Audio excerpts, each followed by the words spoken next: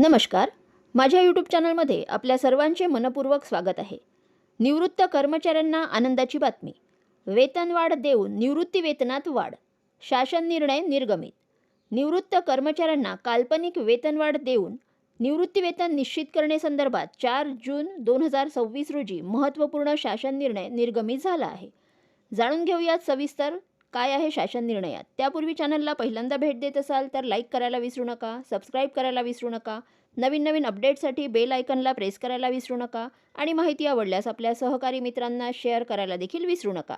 सदर शासन निर्णयानुसार नमूद करण्यात आले आहे की वित्त विभागाच्या अंतर्गत दिनांक 19 डिसेंबर 2025 रोजी निर्गमित करण्यात आलेल्या निर्णयानुसार कर्मचाऱ्यांना निवृत्तीवेतन वाढ लागू करण्यात येत आहे.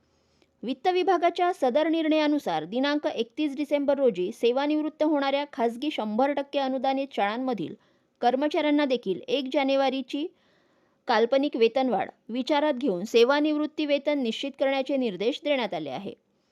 सदर नियमावलीचे खाजगी 100% अनुदानित शाळांमधील शिक्षक, शिक्षकेतर कर्मचाऱ्यांनाही लागू करण्यात येत आहे.